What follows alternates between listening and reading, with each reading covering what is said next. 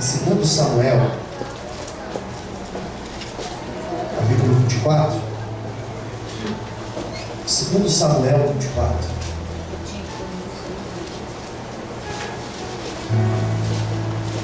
Segundo Samuel 24, a partir do versículo... Bom, vou ler a partir do versículo 18. Segundo Samuel 24. É o último capítulo do segundo livro de Samuel. Graças a Deus. Quem já encontrou, diga amém. Então a gente vai ler, ajuda aí o vizinho a encontrar. Chame ele para ler com você. O importante é todo mundo ler. Olha lá. Segundo Samuel 24, versículo 18. E Gade veio naquele mesmo dia a Davi e disse-lhe: sobe e levanta ao Senhor um altar na eira de Araúna, o Jebuseu. E Davi subiu conforme a palavra de Gade, como o Senhor lhe tinha ordenado. E olhou Araúna e viu que vinha para ele o rei e os seus servos. Saiu, pois, Araúna, inclinou-se diante do rei com o seu rosto em terra, e disse a Araúna: por que vem o rei meu senhor ao seu servo? E disse Davi: para comprar-te esta eira, a fim de edificar nela um altar ao Senhor, para que este castigo cesse sobre o povo. Então disse Araúna a Davi: tome e ofereça o rei meu senhor o que bem parecer aos teus olhos. Eis aí bois para o holocausto, os trilhos e o aparelho dos bois para a lenha. Tudo isso deu Araúna ao rei. E disse mais Araúna ao rei: o Senhor teu Deus tome prazer em ti. Porém o rei disse a Araúna: não, porém por certo preço eu te pagarei, porque eu não oferecerei ao Senhor meu Deus holocausto que não me custe nada. Assim Davi comprou a eira, os bois, por 50 siclos de prata, e edificou ali Davi ao Senhor um altar, e ofereceu holocaustos e ofertas pacíficas. Assim o Senhor se aplacou com a terra e cessou aquele castigo sobre Israel.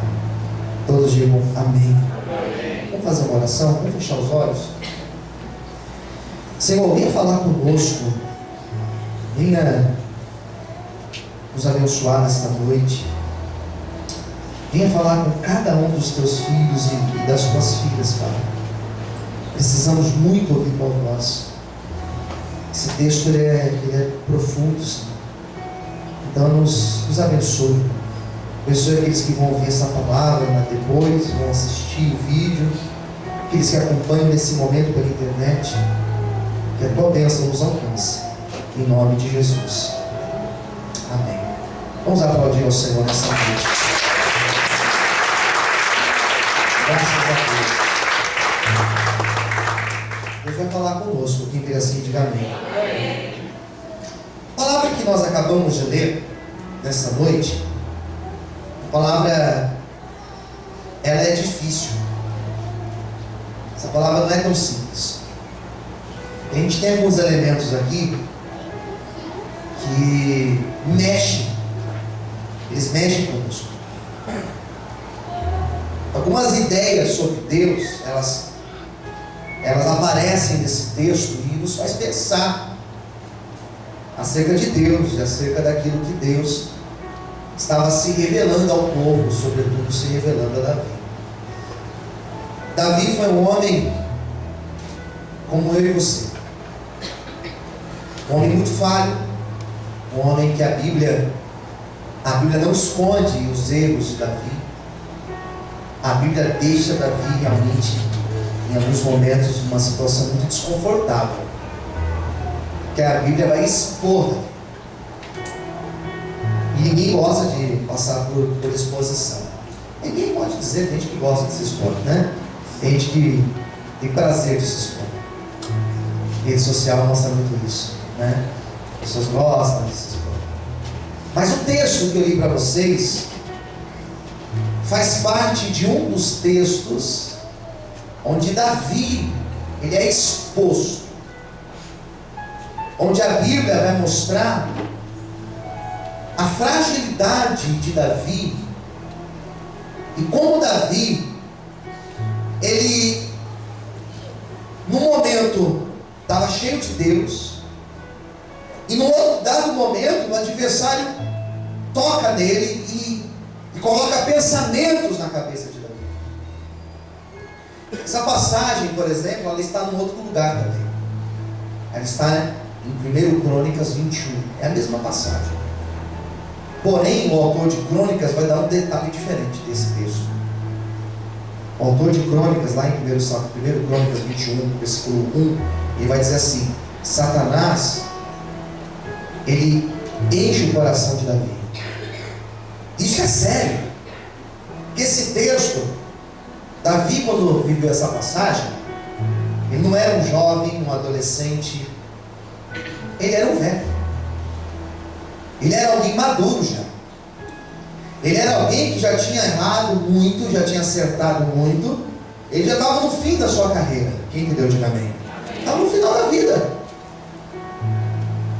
Se nós fôssemos falar aqui hoje, nós diríamos assim: Davi não era um novo convertido.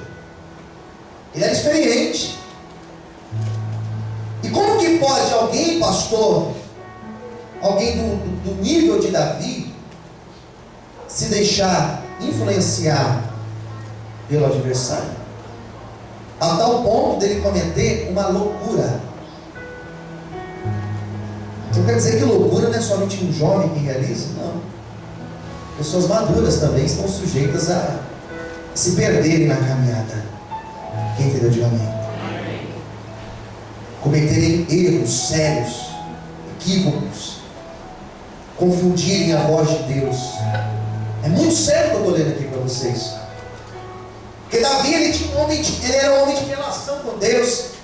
Ele era um homem de relacionamento com Deus. E como ele pode se equivocar, pastor, a tal ponto? Aí que está. Significa que se nós não vigiarmos, olha aqui, se nós não vigiarmos, nós corremos o mesmo risco. Seja você um obreiro ou não obreiro, seja você novo convertido, ou já está aqui faz tempo, ou já conhece a Deus faz tempo, nós estamos sujeitos. E qual foi a ideia? Qual foi o erro de Davi? Qual foi a ideia que Davi teve? Vou fazer um censo. Sabe o que é censo, né? Fazer um censo, vou fazer uma contagem aqui. Volta e meia é feito um censo, para saber quantos habitantes o Brasil tem. Então, com base nesse censo, dá para saber quantos habitantes nós somos. Com base no censo, dá para saber quantos homens, quantas mulheres, quantas crianças, quantos velhos, quantos homens que têm a vida que produz, quantos aposentados, quantos estudantes. Dá para saber tudo. Dá para saber, através do censo, quantos trabalham, quantos não trabalham, quantos estão desempregados, quantos estão aí, não sei o que. Dá para saber. Quantos estudaram, não estudaram. Então Davi queria fazer um censo. E ele chama um dos seus principais homens de confiança, chamado Joabe. Ele fala assim: Joabe, você vai fazer esse censo para mim. E Joabe olha para Davi e fala assim: Davi, peraí, agora eu não entendi. O que você quer saber de censo? Que papo é esse de censo? Eu quero que você ande do norte ao sul, faça aí uma volta. Eu quero que você me traga um relatório para saber quantos nós somos. Davi, você quer saber quantas pessoas nós somos em Israel, em Judá? Davi falou assim: não, mais ou menos. Quero saber quantos soldados nós temos. Quem entendeu? Diga amém. Quantos homens de guerra nós temos que podem puxar a espada, que podem lutar? Faça essa contagem para mim. E a Bíblia vai dizer, no texto de 2 Samuel, que Davi tinha 800 mil homens em Israel, e ele tinha 500 mil homens em Judá. Ele tinha uma grande quantidade de homens, de soldados. Posso ouvir amém? Era essa força militar que Davi tinha. E esse aqui, essa somagem, essa soma, essa contagem de homens foi o que ofendeu a Deus. Foi essa soma de pessoas que agrediu a relação de Davi com Deus. Por quê, pastor? Porque Deus estava olhando para a intenção do coração de Davi. E a primeira coisa que eu quero dizer para você nessa noite é que Deus está olhando não somente para as nossas ações, mas para as intenções das nossas ações. Quem entendeu? Diga amém. As intenções. Pastor, mas por que isso ofendeu a Deus? Porque existia um porquê por detrás. Existia um propósito por detrás da ideia de Davi de fazer contagem para saber quantos soldados ele tinha. Por que Davi queria saber isso, pastor? Qual que era a intenção de Davi? Daí entra a minha pregação. Qual que era a intenção de Davi? Davi, como um homem acostumado com guerra, Davi, como um homem estrategista militar, quando você vai para uma guerra, você tem que saber qual é o seu efetivo, para você saber se você vai conseguir vencer ou não vencer a guerra. Posso ouvir amém? Amém. Nós vamos enfrentar quantos lá? Por que Davi queria saber quantos homens ele tinha? Porque Davi queria saber se ele tinha condição de enfrentar aquele exército. Davi queria saber se ele tinha condição militar de expandir o seu reino. Quem está entendendo? Diga amém. Davi queria saber qual é a quantidade de poder que eu tenho. Davi queria saber se de fato ele poderia dormir tranquilo. Eu estou seguro? Tenho esse número de soldados aqui? Será que eu estou seguro? É essa a questão do texto. Davi ofende a Deus porque Davi era um homem que queria ter segurança. Ele queria ter estabilidade. Ele queria ter o conforto de saber: eu posso ficar tranquilo porque eu tenho um grande exército comigo. E tem mais, eu sou um homem poderoso. O problema de Davi foi esse. Porque agora Davi já não estava se garantindo em Deus. Agora Davi não estava se garantindo na provisão de Deus. Agora Davi queria saber: eu posso caminhar com as minhas pernas ou não? Eu dependo ainda de orar, ou eu já tenho um número de soldados suficientes para eu lutar com as minhas próprias mãos e com as minhas próprias pernas?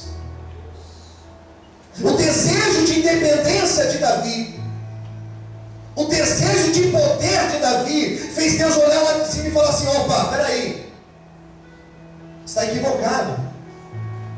Fui eu que te coloquei aí, fui eu que te sustentei até hoje, fui eu a tua provisão até hoje. E porque agora você quer saber se você consegue ir sozinho, se você tem um número de soldados suficiente? Peraí, Davi, que conversa maluca é essa? O grande problema é que às vezes nós somos tentados, e o nosso coração é cheio de sentimentos de independência. Nós podemos sim, nós podemos fazer, e você pode fazer, e você pode sonhar, e você não sei o que mais. Ei, peraí, irmãos, nós somos diferentes do mundo. Nós não estamos aqui buscando independência, nós estamos aqui buscando dependência de Deus. Eu não vou com as minhas mãos, eu não faço do meu jeito, eu não faço da minha maneira, eu não sigo meu coração, eu não sigo a minha intuição, o meu sexto sentido. Eu vou na direção de Deus, eu vou na direção da graça de Deus sobre a minha vida. Eu dependo de Deus. Quantos dependem do Senhor aqui? Aplauda ele forte, irmãos. As palmas, aleluia.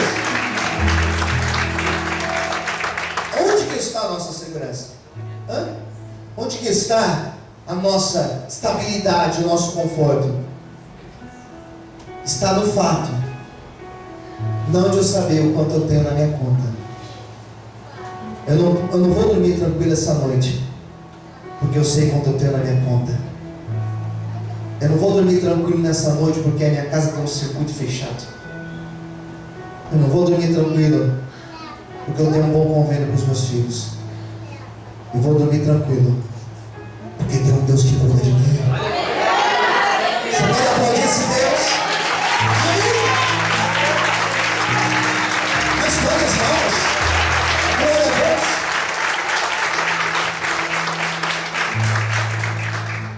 Não vou dormir tranquilo, porque eu estou numa empresa boa. Estou estável. Então, aqui tem muita gente que trabalha por conta, que depende de Deus. Posso ouvir amém? Amém. Se não é Deus mandar, eu estou com a sua irmã e falo assim: não se preocupe. Fala assim para ele ou para ela: Deus está cuidando de você. Amém. Daí vem a seguinte questão: é melhor depender de Deus ou depender dos homens? É melhor depender de Deus. De Deus. Melhor se humilhar para Deus ou se humilhar para os homens? Se humilhar para Deus. A maior segurança o homem tem quando ele atinge um nível de intimidade com Deus, a tal ponto dele saber: eu vou dormir, vou acordar, porque Deus tem cuidado de mim. Davi, então, quando ele faz essa conta, e lá vem Joabe com o relatório. Lá vem Joabe com a planilha do Excel. Eu não gosto de planilha do Excel, mas lá vem Joabe com a planilha do Excel. Davi, estou aqui com o relatório. Opa, senta aí. Diz aí, rapaz. 800 mil homens em Israel. Poxa, legal. Judá, 500 mil em Judá. Maravilha, hein? 800 mil aqui, 500 mil lá. Estou tranquilo. Olha, posso ficar tranquilo. Ter um bom exército ao meu lado. Só que Davi errou. Mas Davi era um homem de oração. E Davi, ele era um homem sensível. Fala para quem está no teu lado: seja sensível. É, pastor, sensível. É sensível. Você também, irmão. Seja sensível. Sensível à voz de Deus. Sensível à presença de Deus. Quem entendeu, diga amém. Davi, então, está com o relatório em mãos. Está lá com o número de homens, todo orgulhoso. Soldados aqui, bacana, hein? Só que ele vai orar. E na hora que Davi começa a orar, quem está me ouvindo, diga amém. Amém. Na hora que ele começa a orar, ele tem a sensação, olha aqui para mim, ele tem a sensação, ele tem a impressão: Deus não está me ouvindo. Não estou sentindo Deus. Eu não sei se você tem essa sensibilidade de sentir vazio dentro de si, dentro da tua alma. Eu não sei se você tem essa relação com Deus, mas eu particularmente, quando eu oro, quando eu vou ministrar a palavra, ou quando estou aqui louvando, eu consigo perceber se eu estou cheio da graça de Deus ou se eu estou vazio. E Davi, quando começa a orar, Davi tem essa impressão: peraí, Deus não está se agradando de algo. E agora Davi se preocupa: o que eu fiz? Porque parece que entre eu e Deus existe uma barreira. E na mesma hora, o Espírito de Deus toca no coração de Davi. Davi, você pecou contra mim. A minha oração nesta noite, queridos, para que nós aqui, possamos ter essa sensibilidade da nossa alma, de saber se nós estamos ou se nós não estamos agradando a Deus, amém? Por isso eu quero pedir para você, coloque a mão no teu coração assim, em nome de Jesus, e nessa noite eu quero orar para que Deus possa colocar sensibilidade na tua alma, para que Deus possa colocar sensibilidade no teu coração, para você ter a consciência se você está ou não está agradando a Deus, que Deus possa te dar a sensibilidade espiritual, a consciência do caráter de Deus, amém? Quantos podem aplaudir e exaltar ao Senhor essa noite? Amém, queridos? Quem está entendendo, diga amém. Só que nós estamos numa época com muito, mas muito pouco envolvimento verdadeiro. Nós estamos nos tornando cada vez mais insensíveis, cada vez mais duros. Eu ouço casais que falam assim para mim: pastor, ele não tem sensibilidade. Pastor, ela não tem sensibilidade. É uma pessoa que é fria, é uma pessoa que não percebe que eu não estou bem. Opa, a gente ouve isso em casais. Não tem sensibilidade. Conheço pessoas que trabalham em empresas que falam assim: o meu chefe lá, meu supervisor, meu encarregado, ele é um insensível. Ele é insensível, ele não sabe, não sente, e não sei o quê. Quantos filhos que falam: mas os meus pais não têm sensibilidade, não sente, não sei o que lá, e reclamam dos filhos, os filhos reclamam dos pais. Por quê? Estamos cada vez mais insensíveis. Porém, Davi, na hora que ele ajoelha, ele sente: a minha oração não chegou. Opa, a minha relação com Deus está aqui comprometida. E na mesma hora, diz a Bíblia, o Espírito Santo tocou no coração dele: você errou. E na hora Davi coloca a mão na cabeça e fala assim: meu Deus, eu não tinha que ter feito isso. A maioria dos salmos de Davi fala: Senhor, eu ponho a minha confiança em Ti. E por que agora mudou? E na mesma hora Deus levanta um profeta. Esse profeta, por nome de Gade, ele vai até Davi. Posso ouvir amém? Amém. Quando o profeta chega: Davi, aceita a palavra do profeta. E a palavra do profeta não foi: Deus manda te dizer, eu estou contigo. A palavra do profeta não foi: Davi, vai que Deus vai na tua frente. Às vezes a pessoa vem para a igreja e o culto só é bom, o culto só é legal, como se o culto fosse para ela. O culto não é para você. Fala para o irmão do lado: o culto não é para você. Fala assim: o culto não é para te agradar. Não, mas esse louvor a igreja gosta. Tá, a igreja gosta, mas e se Deus gosta? Mas essa palavra aqui o povo vai gostar. Tá. E Deus vai gostar? Ele vai falar com o profeta fala assim: Davi, você pecou contra Deus. Esse papo de fazer censo mexeu com Deus. E agora, Davi? Eu que te pergunto: e agora, profeta? Agora assuma as consequências. E Davi fala assim: eu agi. Olha o que Davi fala: eu agi como um louco, como inconsequente. Daí vem a palavra do profeta. Deus coloca 3 coisas na tua frente, Davi, e você vai escolher o que você quer. Primeira coisa: 7 anos de fome. 7 anos vocês vão passar fome. Essa é a opção lá. Davi, tem a B? Tem. 3 meses. Opa, 3 meses? 3 meses. Onde os teus inimigos vão te perseguir. Você vai correr dos seus inimigos, igual um rato corre um gato. Sabe que esses dias eu vi um vídeo, um rato correndo atrás de um gato desesperado. Eu falei, Jesus, esse mundo está invertido mesmo. 3 meses, os inimigos virão e você vai ter que fugir de um acordo. Tem a C? Tem a C também.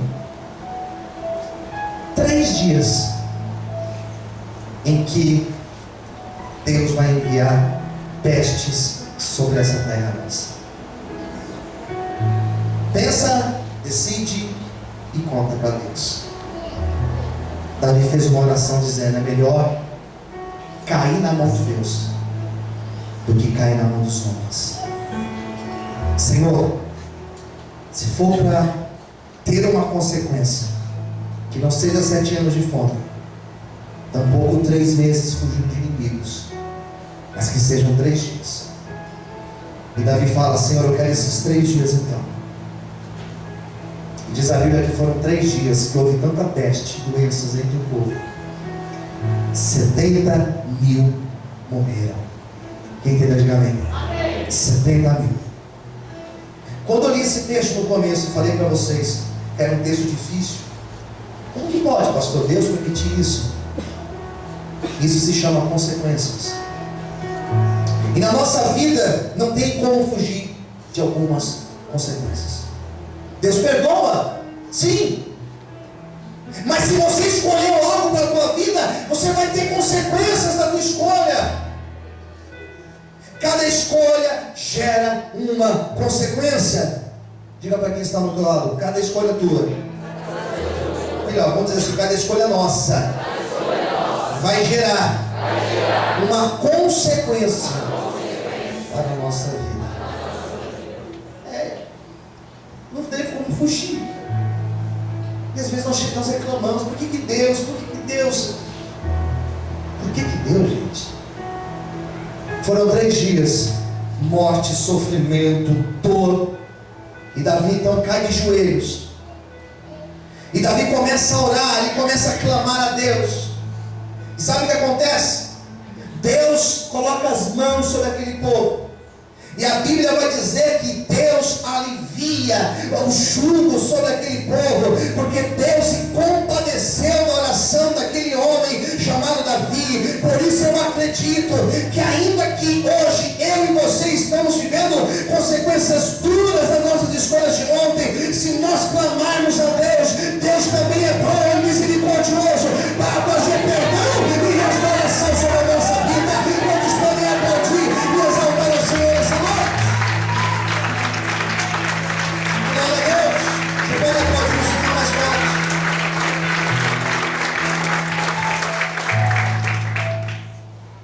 Então Deus fala assim para Davi: vai lá e levante um altar para mim. Nessa noite Deus quer que você levante um altar para Ele. Posso ouvir amém? Foi essa a palavra. Um altar, Deus? Um altar. Diz a Bíblia que por onde o anjo passava, o anjo da morte, havia destruição. O anjo foi destruindo. Até que o anjo chegou aqui nesse lugar. Era uma eira. Era um grande terreno. E ali parou a morte.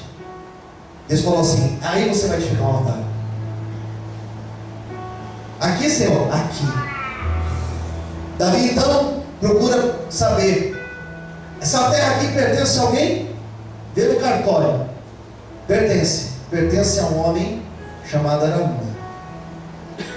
Então vamos conversar com Araúna. Eu preciso desse terreno aqui. Vamos fazer um altar para Deus. Quem entendeu, diga amém. Lá vai Davi.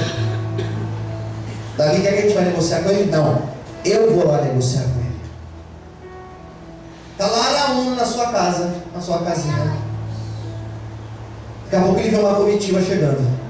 Sabe o que é comitiva? E aquela comitiva chegando. Davi na frente, um monte de homens atrás, soldados atrás. Quando Araúna viu aquela cena, pensa num homem desesperado. É a mesma coisa. Você está na tua casa, daqui a pouco chega lá, sei lá, presidente Temer na sua casa, com a Polícia Federal atrás. Sabe aquele japonês federal? Ele também no meio. Imagine só, você está na tua casa e vê aquela comitiva, você pronto, aprontei alguma coisa, aconteceu alguma coisa, descobriram alguma coisa. Daqui a pouco vem Davi na frente. Araúna, quando vê Davi, Araúna vai até Davi, cai de joelhos, fala: rei, o que eu fiz? Misericórdia, rei. Coloca a cara na terra, diz a Bíblia. Davi falou assim: você não fez nada, amigo. Levanta daí. Eu quero comprar essa terra sua aqui. Comprar minha terra? Isso. Eu vou edificar um altar para Deus aqui. E Deus vai trazer a misericórdia e o perdão sobre as nossas vidas. A peste vai cessar. Quem entendeu? Diga amém. A Araúna falou assim: peraí, você não vai comprar nada. Essa terra aqui é tua. Pode pegar para você. Amém, queridos? Pode pegar, rei. Tem mais, eu tenho um monte de boi aqui.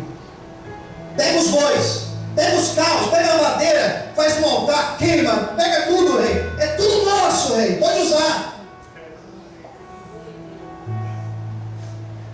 Se fôssemos crentes que eu conheço, ia falar: opa, é de Deus. Oh, não seja aproveitador. Queridos, amém? Não seja aproveitador. Diz a Bíblia que o rei falou assim: não, eu vou pagar o preço, porque eu não vou dar algo para Deus que não me custe nada. Pegou lá o dinheiro, pagou pela terra, pegou o dinheiro, pagou pelos bois, pela madeira, pagou tudo, edificou um altar, e naquele altar ele fez uma oferta para Deus. A beleza do texto, você sabe que foi nesse lugar e depois lá na frente Salomão edificou o templo. O templo de Salomão foi edificado aqui, essa ilha. Interessante no texto é que Davi sabia: para Deus tem que ser o melhor. Diga para quem está do teu lado: entregue o seu melhor para Deus. Diga assim: não se relacione com Deus dando para Ele qualquer coisa ou sobras. Diz a Bíblia que ele pega aquela oferta e naquele dia ele chora no altar de Deus, e houve perdão, e houve cura, e houve arrependimento. Quando você entrega a sua vida para Deus, quando você entrega o seu melhor para Deus, quando você se entrega de corpo e alma e espírito para Deus, é impossível Deus não mudar a tua sorte, é impossível Deus não quebrar a maldição, é impossível Deus não trazer cura na tua casa, é impossível Deus não mudar a tua sorte, é impossível Deus não curar a tua família, é impossível Deus não curar as tuas finanças. Por isso, nessa noite, se existe arrependimento verdadeiro, se existe uma entrega verdadeira, haverá cura, haverá restauração e haverá o perdão de Deus sobre a tua vida. De onde você pode aplaudir e exaltar o Senhor essa noite. Aplauda o Senhor bem forte. Amém, queridos? Vou encerrar a pregação agora. Olhe para mim. Quando acabar o culto, todas as vezes que você vier no culto, você vai parar e você vai falar o seguinte: entreguei o meu melhor culto para Deus. Posso ver amém? Amém. Todos os dias, quando você for dormir, você vai fechar os teus olhos e você vai dizer: será que no meu dia de hoje eu entreguei o meu melhor para Deus? Nós que somos casados, Deus vai olhar se o nosso entrega no nosso casamento foi o melhor que eu fiz para Deus, porque Deus merece o nosso melhor. Lá no seu trabalho, quando acabar o expediente, pastor, quando acaba o expediente, minha vontade é sair voando de lá. A partir de hoje, você vai acabar o expediente, você vai falar: será que eu dei o meu melhor hoje aqui na minha empresa? Eu fiz de qualquer jeito, porque Deus vê tudo, queridos.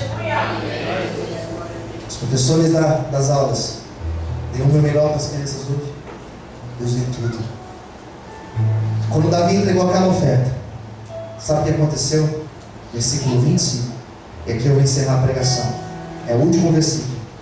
Edificou Davi ao Senhor um altar e ofereceu holocaustos de ofertas pacíficas.